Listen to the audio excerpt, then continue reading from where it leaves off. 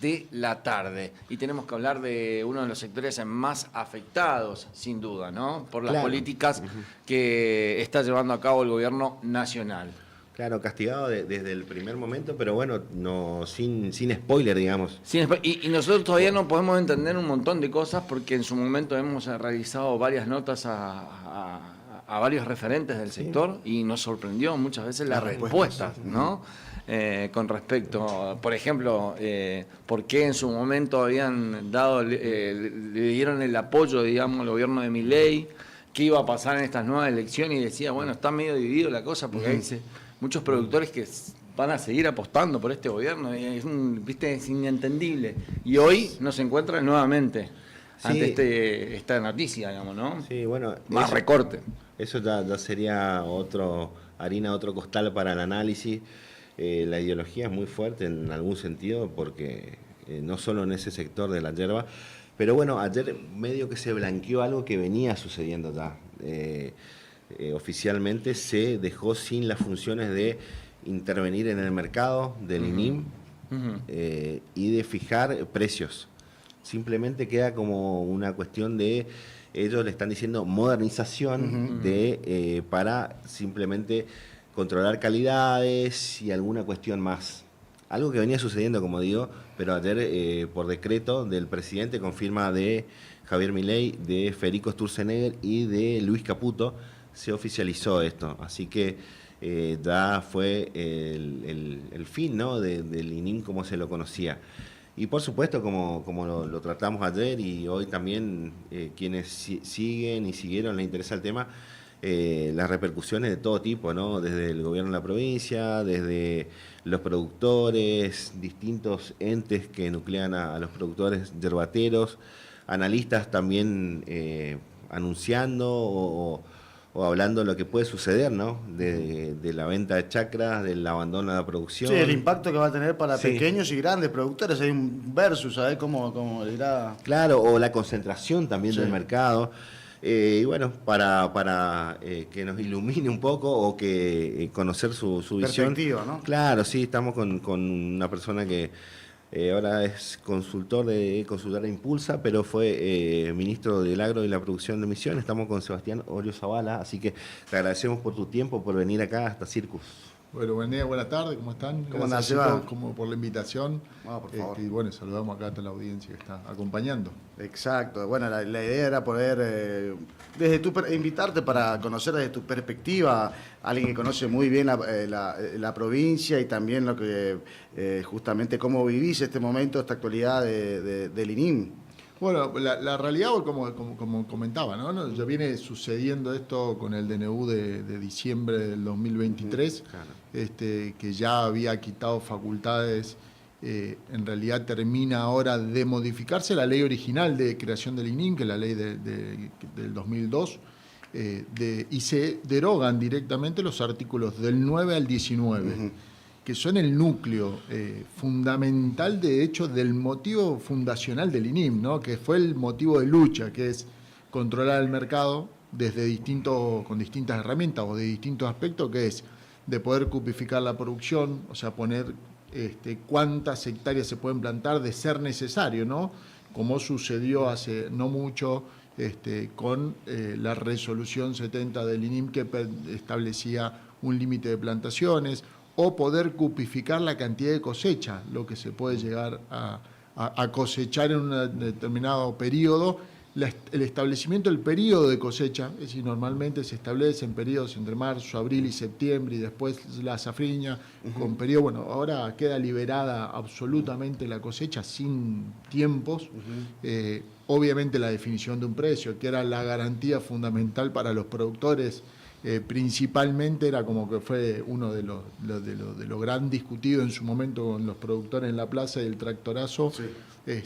Fue justamente eso, es decir, poder tener un precio de garantía que el productor tenga la tranquilidad de va a recibir por el pago en un determinado precio acordado por unanimidad.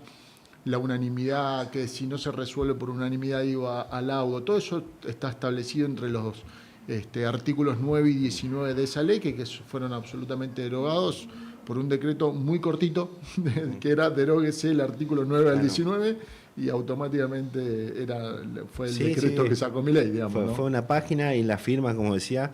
Y esto que marcás me parece fundamental porque queda en una especie de, bueno, dejemos esto, que quede como una especie de museo o algo por el estilo, pero como dice Sebastián, el fundamento por lo que se creó el instituto ya no existe más. O sea, tal como lo conocíamos, como mencionás, fue una jornadas intensas de lucha, 2001, 2002, hasta que se crea el instituto y ahora se le saca justamente la capacidad, se podría decir, para varios... El origen, por qué se creó, ahora queda como una cuestión de control de calidad, de difusión, promoción, exactamente.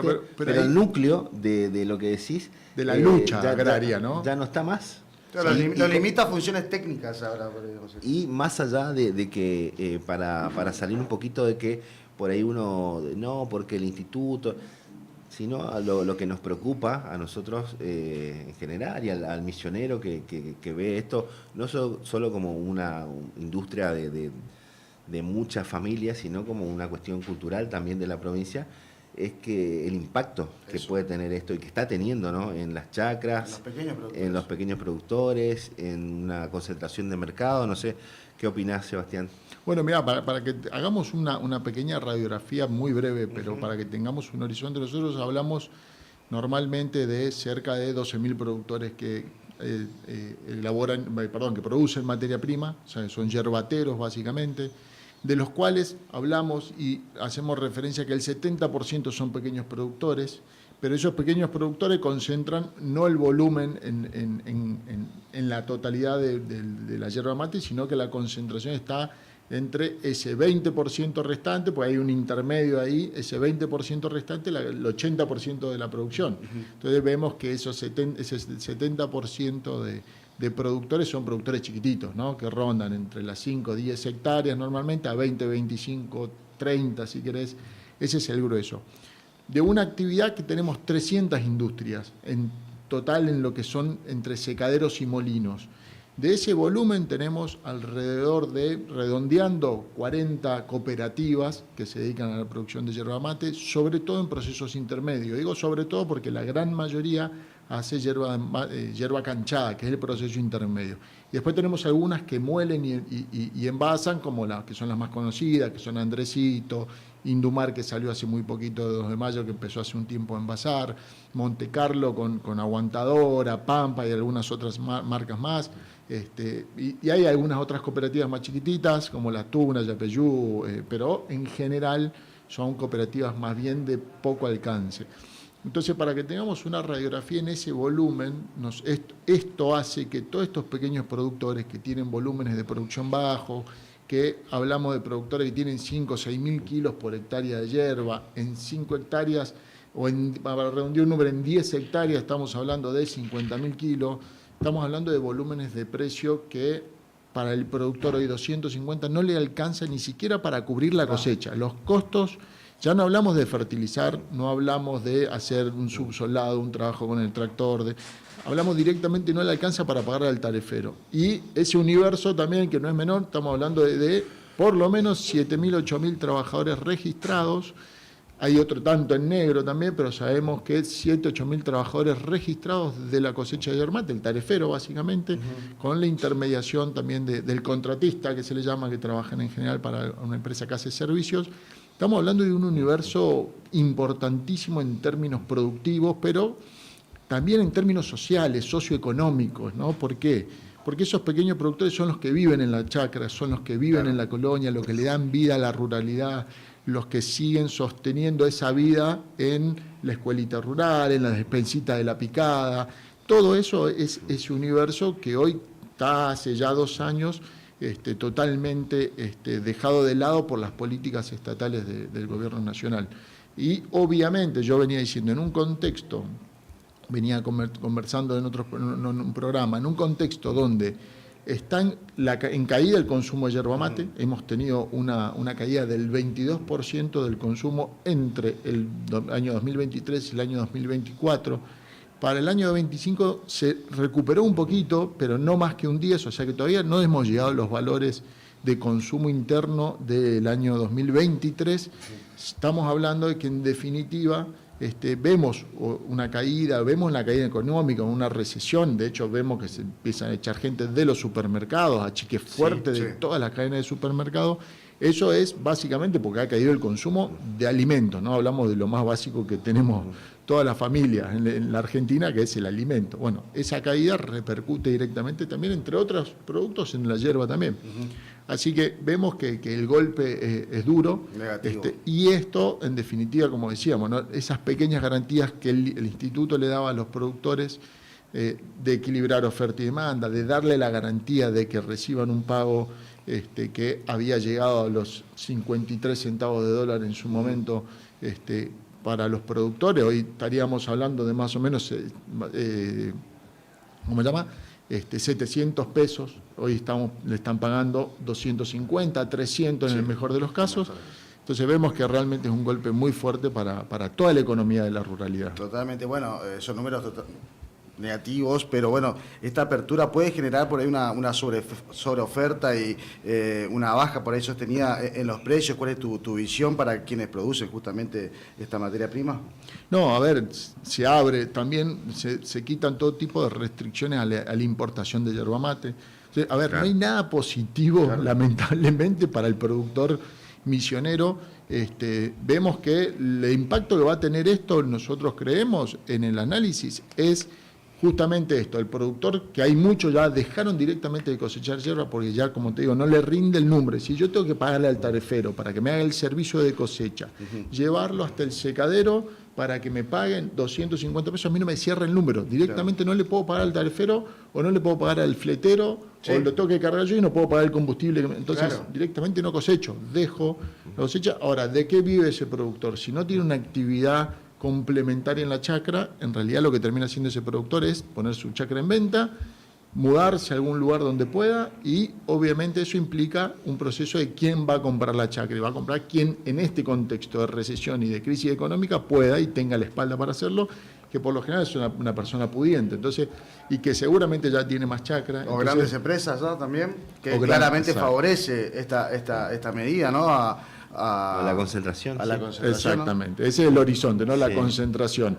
¿Y por qué hablamos de la chacra? Porque ya sabemos que la concentración en el esquema de molino y de comercialización está ya dado, digamos. Hoy estamos hablando de 4 empresas que manejan el 65%, 70% de la yerba mate en el país. Entonces, en definitiva, digo, a nivel ya de comercialización y de producto final está ya hoy bastante monopolizado. En realidad es un oligopsona, que lo que hace es ponerse de acuerdo en precios y definir algunas cuestiones globales, pero ahora el problema es esto: la concentración de la tierra y de la producción primaria.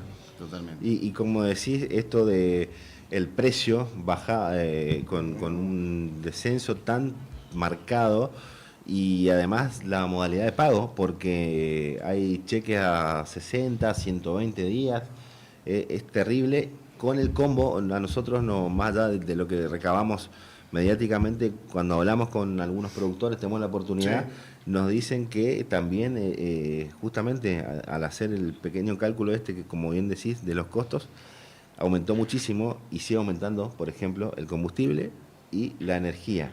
Entonces es un combo nefasto que no te da ni para empezar, como decís, ni para pagar al tarefero, no te rinde nada, y bueno, y podemos experimentar.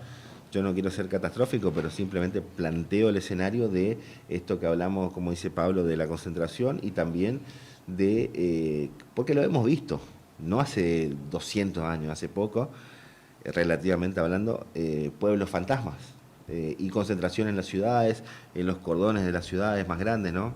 Sí, bueno, ese proceso de migración suele suceder justamente en momentos de crisis, ¿no?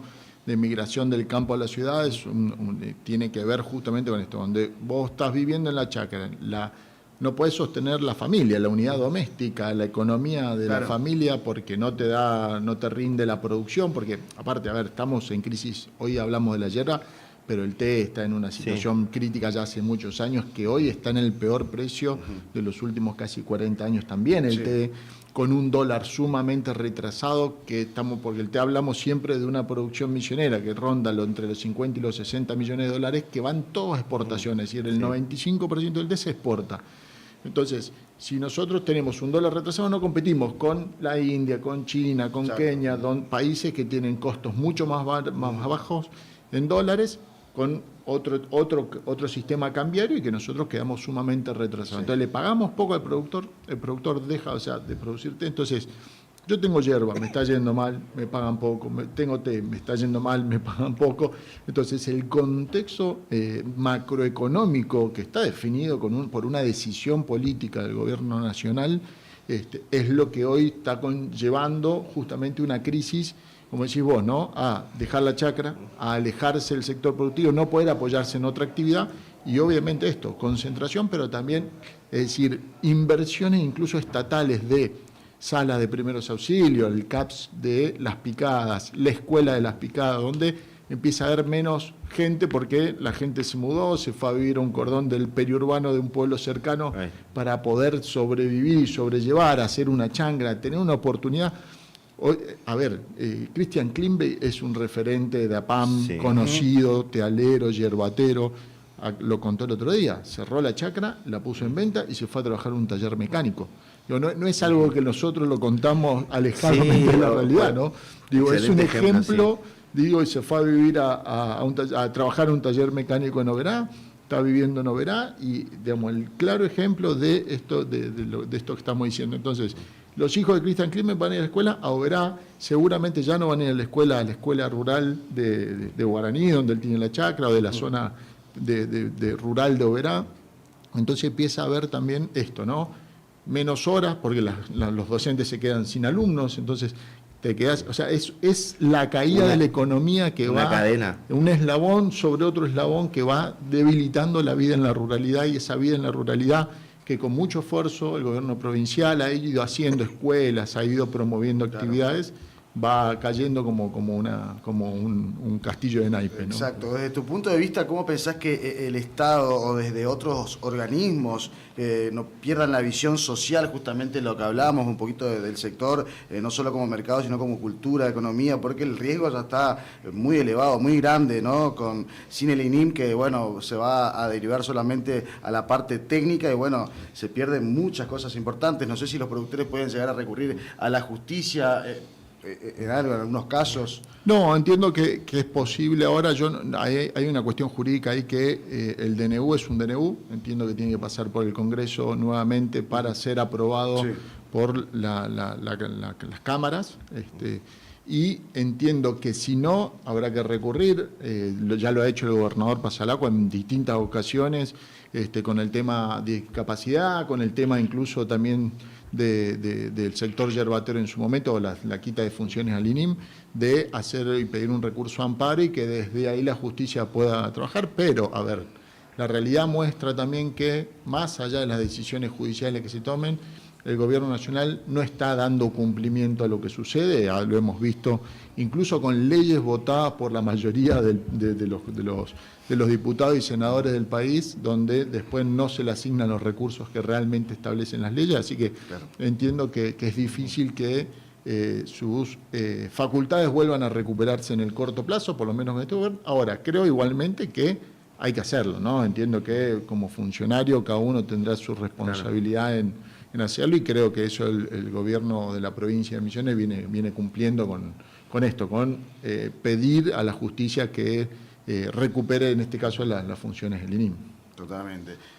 Adri, bueno, yo tenía un par más, pero para verle un poco el lado optimista, alguna parte, un lado bueno, porque si se aprueba todo esto, bueno, habrá que afrontarlo, ¿no? Porque preguntarte qué potencial vos lo podés ver en el sector yerbatero en esta nueva etapa, si todo se maneja bien dentro de todo lo negativo que conlleva esto. No, el sector va a seguir funcionando en su conjunto, ¿no? Escenarios o algún dato positivo que podamos llegar a encontrar es que aumentó la exportación de yerba, que eso creo yo ya tiene que ver con áreas de influencia que han tenido Messi, que han tenido grandes figuras en la música, en el deporte, en distintos ámbitos.